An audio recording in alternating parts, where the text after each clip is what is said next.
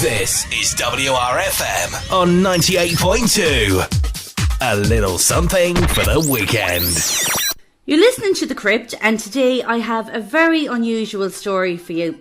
I was on Facebook one night and seen this picture of a chicken called Mike, who apparently lived for 18 months after he got his head chopped off. Now I thought surely that can't be true, so I googled it, and to my astonishment it was true, and there was even a website dedicated to Mike. So I'm joined now by the voice of Mike, Eric Mello, all the way from Colorado, who is going to fill us in on the story of Mike the Headless Chicken. So you're very welcome to the show, Eric. Well, thank you for having me. Well, this indeed is a most unusual story. Can you tell us about the family that owned Mike and the night that he got his head cut off? I can tell you a little bit of the inside story that most people don't have on the internet there. My story comes from Troy, who happens to be the grandson of Lloyd Olson, who was the fellow that carried out the deed and also wound up taking care of Mike himself. But basically, the story goes like this, that Troy said that his grandfather came to live with him, when he got elderly, and he never talked about Mike, never even shared the story with him. And then one night they were sitting around the house there drinking some coffee, and Troy noticed this photo album that his grandfather had hidden underneath the bed. And he said, what's in that, Grandpa? And so Lloyd pulled out this photo album, and inside of it was all this documentation about Mike and, this headless chicken. And there was all these photos and things along those lines. And Troy, said, well, why don't you like talking about it? And, why haven't you ever shared this with me before? And Lloyd said that he still felt very bad about what had eventually happened to Mike, was that he died in a hotel in Arizona, and he had choked on the eyedropper, which they used to feed him. But so that's kind of, one of the reasons why the story wasn't well known for a while, is because after the 40s, nobody talked about it. But to tell the true story of Mike, and this has been documented, and we've gone back and done the history on it. Basically, Lloyd was simply getting dinner ready, and he went out. He grabbed a chicken and went to chop its head off for dinner, and which is actually it's pretty standard. Yeah, as you do.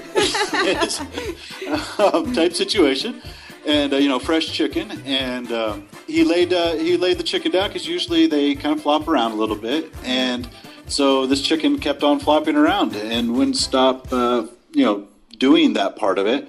And Lloyd found this to be kind of unusual, and he kept waiting, and time kept going on, and this chicken was still alive.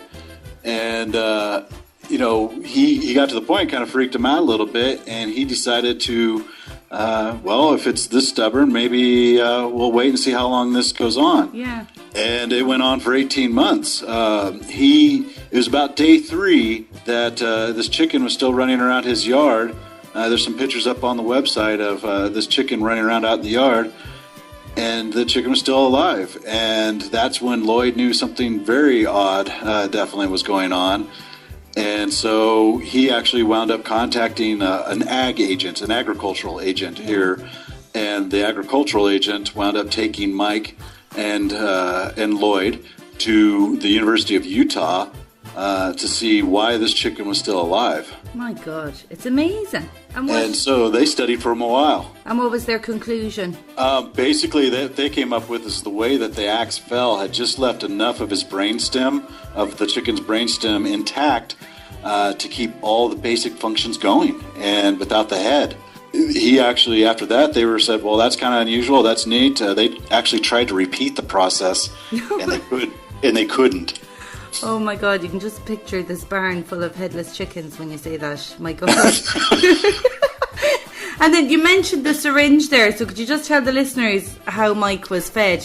Basically what Lloyd would do is he'd mix up like a corn mash into a liquid and apply it through the syringe without a needle on it down Mike's gullet, and he would eat that way every day. And then, of course, Mike then became known as the Headless Wonder Chicken. For the 18 months that he lived, what was his life like?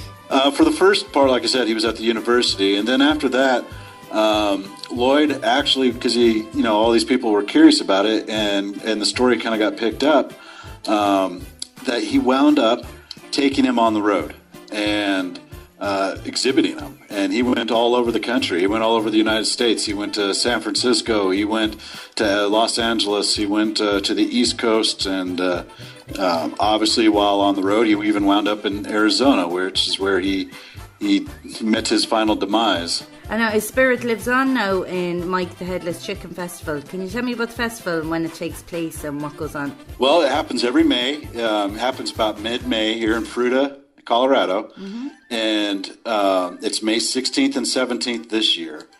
And just a real quick story about that is about 12 or 13 years ago, actually 14 now, the town was just wanting to have a festival in the spring. And what they were going to do was just, like an agricultural or, a showcase kind of little festival. Yeah. And somebody mentioned, hey, we know this guy, Troy, and he claims that there was this Mike the Headless Chicken type situation. And a few folks had heard the lore and the legend. But they went out there and they said, hey, Troy, can you prove that this even happened? And so he said, yeah. And he showed them the photo albums and all the documentation and everything else. And he was even in Life magazine back in the 40s. And they said, well, let's make that our first festival. So they weren't planning on making Mike an annual festival. They were just going to use him as the first one. And that's kind of weird. Oh my God. And then also on your website then, you sell merchandise. What kind of things can people buy? Oh, geez, anything. Everything from glasses to T-shirts to if you play disc golf. We got disc golf paraphernalia. We've got water bottles. All kinds of different things from all the festivals, even the old posters from all the years. Was there ever a monument or a statue erected in honor of Mike? There's one right on Main Street of Fruita. And it's there. People stop all the time to get their pictures taken with it. And a local artist built one. And so there's a headless chicken right there on Main Street. Big metal statue sitting right there in Fruita. I'll share a picture of that on the Facebook page so people can see it too. That is, it's just such an amazing story. I just seriously can't believe it. And then, was there ever any other case like Mike then? There's been reported cases, but nobody's documented one. Yeah. Just like a month ago, I saw a video. It's purportedly to be a headless chicken running around from South America, but I couldn't find any other information on it. God, it really is amazing. Well, Eric, thank you so much for joining me on the show today and sharing the story. It's been an absolute pleasure. Well, thank you, Rita. This is WRFM on 98.2. A little something for the weekend.